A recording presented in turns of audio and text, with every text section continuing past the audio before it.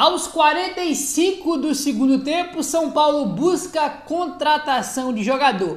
Vamos bater um papo aí sobre isso, meu querido? Tem informação aí também sobre São Paulo tentando negociar jogador, mais um de saída. Vamos falar aí sobre isso e muito mais. Se você é novo, se inscreve no canal, caso não for inscrito, ativa o sininho e deixa o seu like, dá essa moralzinha de todo dia aí pra gente, belezinha? Tranquilão? Então vamos embora para as notícias do São Paulo. Hoje, infelizmente, tem São Paulo, mais um fim de semana sem São Paulo, ter que sentar no sofá e ver rival jogar a final do Paulistão, porque o São Paulo tá fora, né, cara? Brincadeira um negócio desse. Mas enfim, daqui a pouco a gente fala mais sobre o Campeonato Paulista aí. Quinta-feira tem estreia na Liberta e é sobre Liberta que a gente vai falar aqui, olha só. Adversários na Libertadores não venceram seus últimos jogos nas competições nacionais. O Cobressal e o Barcelona não venceu, né? O Talleres ganhou ontem, vamos falar deles daqui a pouco. Olha só, rapaziada, quinta-feira começa a Libertadores 2024 para o São Paulo. E a equipe já está de olho nos adversários. O Cobressal, tá? Que é o nosso segundo adversário na segunda rodada, jogou na sexta-feira. A equipe chilena perdeu dentro de casa para o Palestino pelo Campeonato Chileno. O Cobressal está na 15ª posição na zona de rebaixamento, rapaz. Tá na Libertadores, né? Mas na atual edição aí do Campeonato Chileno tá em 15º, brigando aí para não cair, tá, cara? Tá na zona de rebaixamento. E nosso último adversário é o Barcelona, olha só. O Barcelona também jogou na sexta-feira e ficou no empate com o Maracá pelo Campeonato Equatoriano. A equipe ocupa somente a 10ª colocação na competição, tá? Então, Barcelona tá em 10º do Campeonato Equatoriano, tá no começo ainda, né? Mas não começou bem. E o Cobressal na zona de rebaixamento, tá? E ontem, sábado, tá aqui, ó. Talleres confirma o ótimo momento e vence o Vélez na Argentina por 1-0, ficando o pé na segunda melhor campanha no momento. Na quinta-feira recebe o São Paulo na primeira rodada da Libertadores. Então tá aí, tá? O único time do nosso grupo que tá bem mesmo é o Talleres. Até o São Paulo tá mal, né? Porque vem jogando mal, foi eliminado aí, o último jogo foi contra o Brasil. Então tá todo mundo no grupo mal, exceto o Talleres. Pra quem não conhece o Talleres, cara, assim, a gente conhece assim porque já eliminou a gente, já jogou algumas vezes aí. São Paulo que nunca nem sequer fez gol no Talleres, um negócio assim bizarro, né? Foi 4 jogos aí já. E o Talleres, cara, assim, é como se ele fosse o Fortaleza argentino, tá? Um time pequeno que vem crescendo cada vez mais, se estruturando, organizando e tá cada vez mais competitivo, tá? Fez um ótimo campeonato argentino na temporada passada, ficou, se não me engano, foi em segundo ou foi em terceiro ali. E esse ano, irmão, já tá no topo da tabela de novo, tá? Então, é um bom time aí, o São Paulo vai ter dificuldade de jogar lá, né, cara? Enfim, cara, o normal desse grupo aqui, a gente sabe que futebol tem umas loucuras, acontece um monte de coisa, mas o normal desse grupo que seria passar São Paulo, se jogar o que pode, né, e o time melhorar aí, evidentemente, seria São Paulo e Talleres, tá? O Cobressal vai ser o saco de pancada do grupo, tá? O México tá brigando para não cair no campeonato lá deles. E o Barcelona, cara, o Barcelona, assim, ele é um time que ele incomoda na Libertadores, tá? Não é um time bom de se ver, é um time chatinho, tá? Mas o Barcelona já vem mal há muito tempo, tá? Desde a temporada passada. A temporada passada foi eliminado na fase de grupos da Libertadores, né? Ficou em terceiro. Aí eu não lembro se foi para a Sul-Americana ou se foi em quarto, mas não foi para as oitavas, né? Tá mal desde o ano passado. Esse ano ele tá em 10º no Campeonato Equatoriano e o técnico dele sendo muito contestado pela torcida, tá? Então, irmão, assim, bem mesmo que tá no grupo é só o Talleres, né? Que é o nosso primeiro adversário já na quinta-feira. E o Talleres tá com ritmo de jogo, né? Porque vem jogando aí o campeonato argentino. O São Paulo não tá sem ritmo porque tem tempo que não joga, né? Mas não joga por incompetência, porque já era para ter jogado aí uma semifinal no meio de semana e tivesse passado uma final hoje, que é a final do Paulistão, né? Mas por incompetência tá sem jogar aí um tempão porque foi eliminado, né, cara? Complicada essa situação aí, tá? Olha só, rapaziada. Renda do São Paulo como mandante no primeiro trimestre de 2024. O ano do São Paulo chegou ao fim do primeiro trimestre, de forma antecipada com a eliminação do Paulistão. Mas a torcida fez a sua parte, tá? O São Paulo teve aí, a gente já comentou sobre a média de público do São Paulo nesses dias, né? 46 1.898 torcedores por jogo, tá? Quase 47 mil de média por jogo, sobre isso a gente já comentou, tá? E uma renda total de 19 milhões e 200 mil reais, tá? Foi a renda bruta que o São Paulo teve aí de receita de bilheteria nesse primeiro trimestre aí, 19 milhões e 200 mil reais, tá? Tipo assim, dinheiro muito bom aí, porque todo jogo é cheio, né? Como a gente acabou de comentar, 46 mil aí de média, tá? A maior renda que você pode ter foi contra o Novo Horizontino no último jogo, que teve mais de 4 milhões de renda, né, cara? Absurdo aí, mais de 55 mil pessoas no estádio. E aquele negócio que a gente comentou com vocês, né? Se tivesse na semifinal aí, né? Não sei se talvez seria contra o Santos, ia jogar fora, né? O mundo do Santos, mas enfim, se fosse para uma final aí, ia ter mais uma bela renda na final, né? São 2 jogos para jogar em casa ou em fora. Então, até de bilheteria você pode ter prejuízo, porque poderia ganhar mais de receita aí se não fosse a eliminação nas quartas de finais, né, cara? Sim, o time foi eliminado, decepcionou aí, mas a torcida do São Paulo já fez história no ano passado e continua fazendo história nesse ano aí, né, cara? A torcida do São Paulo é um negócio assim impressionante. A média do ano passado foi a maior da história do São Paulo. E esse ano já passou a média do ano passado, né? Vai só aumentando aí a torcida do São Paulo, um negócio assim impressionante, cara. Impressionante aí. Bom, vamos avançando aí, rapaziada. Olha só. Hoje tá a final do Paulistão, como a gente comentou com vocês. Olha só que matéria do blog do São Paulo. Depois de jornalistas criticarem a decisão de não liberar o Morumbi para a final do Paulista, São Paulo trabalha no gramado e deixa clara a impossibilidade de uso, tá bom? Logo após o término do jogo do Palmeiras na última quinta-feira, começaram a debater de onde o Santos jogaria a final do Paulistão. Santos tem um estádio pequeno e por isso queria jogar em São Paulo, na capital.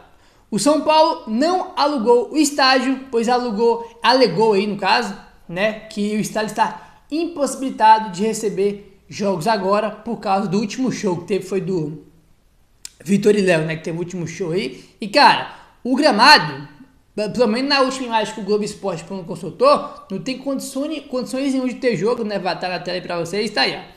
Se o gramado está como na foto da imagem, em recuperação, como seria possível alugar ao Santos, mesmo que o São Paulo queira, né? Matéria aí do blog do São Paulo. Foi o GE que soltou essa imagem aí, tá, rapaziada? Foi o Globoesporte.com que divulgou essa imagem que vocês estão vendo aí. Cara, assim, esse gramado aí não tem a menor condição, tá? A menor condição de receber um jogo de futebol, né? Porque o Santos, ele joga hoje com o Palmeiras e o Santos tem a segunda melhor campanha, então ele tinha que jogar em casa hoje, né? Então, se o São Paulo alugasse o Morumbi pro Santos, seria hoje. Só que o gramado tá de jeito, como é que vai emprestar o estádio de jeito? Alugar o estádio de jeito aí? Tem nem condição, né? Tem nem como. Eu só não entendi uma coisa, por quê? Logo depois que teve o jogo do São Paulo com o Palmeiras, teve aquela confusão lá no Choque Rei, né? Que a gente faz assaltado aí no Morumbi e tudo mais. No dia seguinte, o André Hernan soltou a informação de que o São Paulo não ia mais alugar o Morumbi para nenhum rival, né? O Santos alugou esse ano contra o São Bernardo, né? E quando aconteceu isso, cara, o Corinthians ia jogar com o São Bernardo na Copa do Brasil. E o Corinthians queria que o São Bernardo mandasse o jogo no Morumbi, né? Aí o São Paulo não alugou nem para São Bernardo, nem para Corinthians e nem para Santos aí. Aí o que acontece? O Santos se classificou contra o Bragantino nessa última semana na semifinal, né? E logo depois, na zona mista, lá em Itaquera, que foi onde o Santos jogou, o presidente do Santos, Marcelo Teixeira, falou que queria, né, jogar aí a final do Paulistão, o primeiro jogo, em São Paulo, na Neoquímica Arena ou no Morumbi, né? E logo depois saiu a notícia aí de que nenhum dos dois presidentes, né, cara, nenhum dos dois clubes, nem São Paulo nem Corinthians, queriam alugar o estádio para o Santos, né? O Corinthians não alugou porque não quis, literalmente, né? Porque o gramado tá bom, né? Jogaram nos últimos dias lá contra o Bragantino. Mas o do São Paulo é de jeito aí, cara. Vocês vê um monte de jornalistas falando, eu vi um falando, que é mesquinho, não querer alugar o estádio pro Santos, é coisa pequena, não sei o que. Meu querido, não tem como ter jogo no estádio, cara. Não tem como. Olha como é que tá o gramado aí, acabamos de pôr a foto pra vocês. Olha como é que tá o gramado.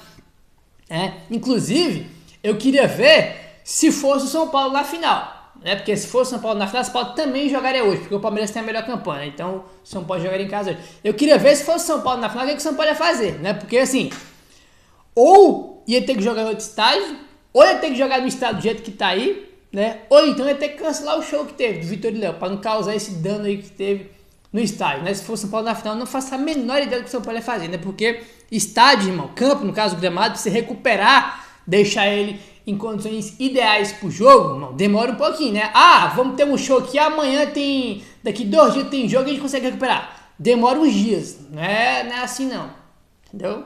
Então, complicado. Eu queria ver se fosse São Paulo, o que São Paulo ia fazer aí. Enfim, só relatar isso aí, né? Porque tem muito jornalista, né? Jornalista aí, fica falando um monte de baboseira sem saber como é que tá as condições do gramado. Fica falando um monte de abobrinha e nem sabe que o gramado aí tava recebendo show, que o gramado não tem condição de ter jogo, né, cara? Enfim. Bom, vamos lá, rapaziada. O negócio é o seguinte, olha só. Informação do Globoesporte.com. Perto de nova janela, São Paulo mantém esperança por lateral esquerdo. O São Paulo aguarda a abertura da nova janela de transferências com a possibilidade de inscrever apenas jogadores que disputaram algum estadual pelo Brasil, para tentar reforçar um setor carente em seu elenco, a lateral esquerda, tá? Isso aqui é importante, rapaziada, ó. Uma cláusula, tá?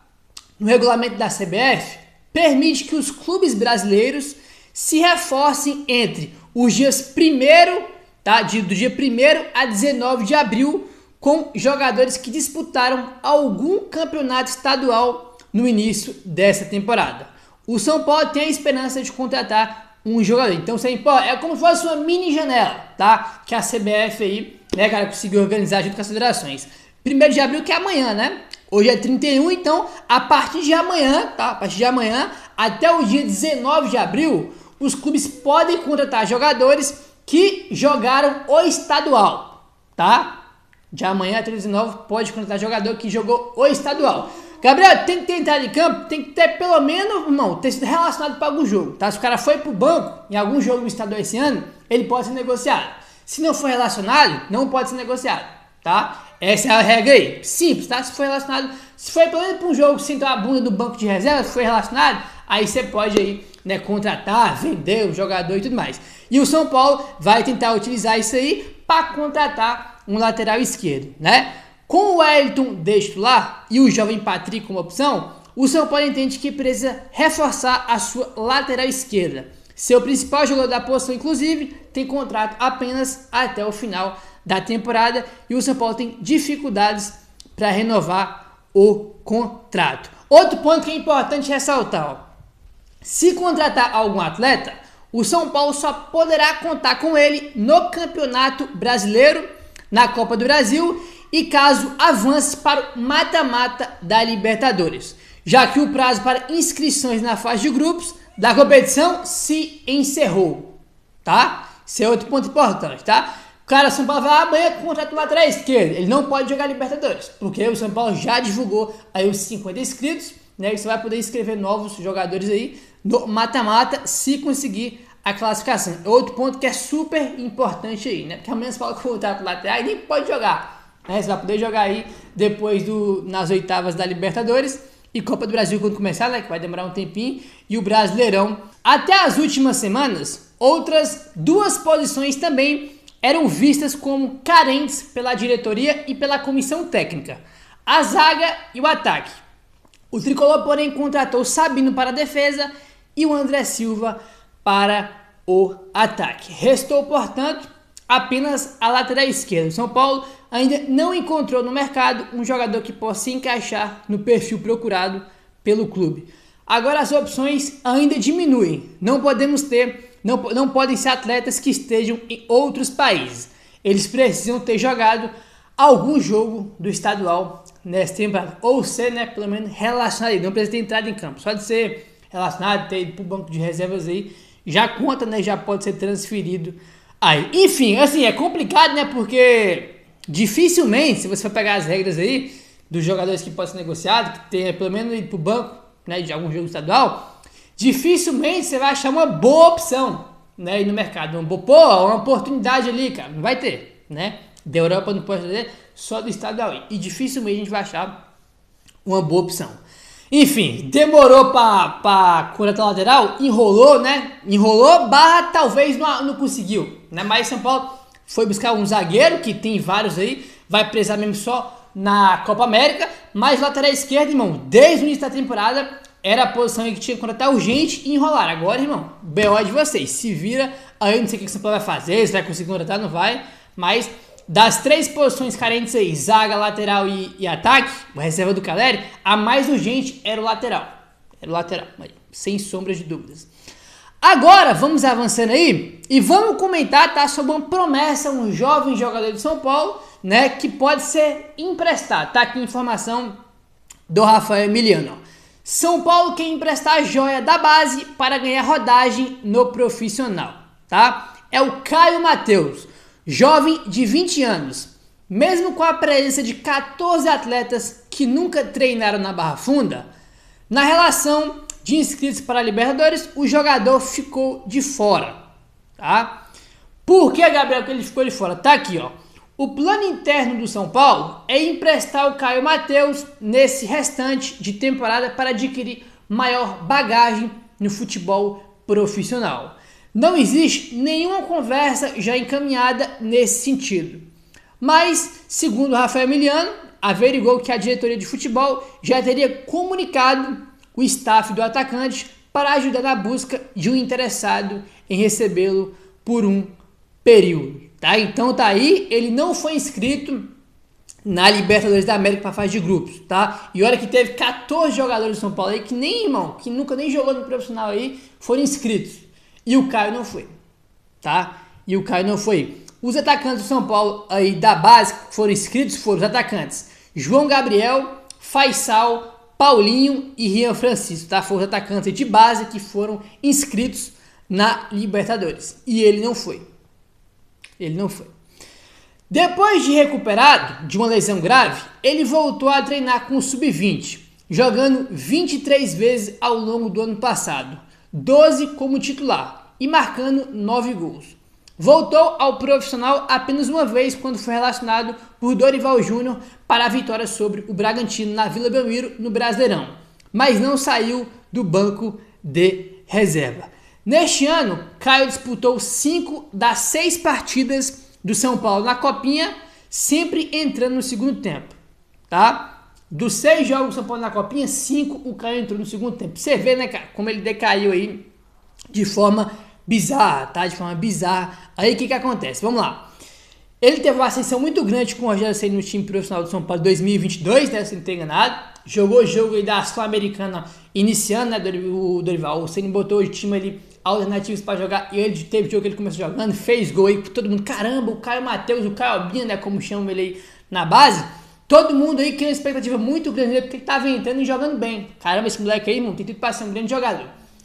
Bem nesse período de ascensão dele, ele teve uma lesão bem grave, né, teve que fazer cirurgia, ficou um tempo afastado, e depois que ele voltou, ele perdeu espaço não só no time principal, mas como na própria base, porque ele virou reserva do time de base também. Na Copinha ele jogou 6 jogos, 5 no banco de reservas. Só um que ele entrou como titular, né? E o que acontece? Gabriel, o que aconteceu? Assim, depois dessa lesão que teve aí, foi o Arnaldo Ribeiro que trouxe informação, tá? Não é o que eu tô falando, não. Segundo o Arnaldo Ribeiro, tá? Que ele trouxe informação, o Caio aí teve também uma deslumbrada, tá? Deu uma perdida de foco aí, como aconteceu com o Luan, né? Quem deu essa informação do Luan foi o André Plihal, no podcast que ele participou. E a do Caio, quem deu foi o Arnaldo Ribeiro. Falando que ele deu, irmão, perdeu o foco, deu aquela deslumbrada, né? É complicado. Moleque jovem, tem 20 anos de idade, aí começa a ganhar já muito dinheiro, né, cara? O cara tá no São Paulo, ele ganha um bom dinheiro aí, evidentemente. Aí o cara vai pro profissional, faz gol, ascensão, fama, todo mundo começa a falar do cara, aparece em mídia, tudo. Se o cara não tiver a cabeça boa, ele vai deslumbrar. Ele vai perder o foco e pode acabar acontecendo o que aconteceu com o cara. Perdeu espaço até da base, né? E tem jogador da base do São Paulo que nunca nem jogou no time principal, foi inscrito na Libertadores e ele não foi, né? E agora o São Paulo busca um novo time para emprestar ele, para ganhar mais experiência, rodagem, e dependendo de como ele voltar, pode até ficar no São Paulo. Uma pena, né, cara, ter acontecido isso aí com o Caio. Perdeu o foco literalmente. Tomara que ele se recupere, porque é um jogador que a gente teve muita expectativa. E esperamos que ele consiga se recuperar aí, mano. Focar no futebol, na carreira dele, que ele só tem 20 anos. E que vire um grande jogador, como a torcida pelo menos esperava antes que ele viraria, né? Meu querido aí, se inscreve no canal, ativa o sininho das notificações. Deixa seu like, valeu, tamo junto e saudações tricolores.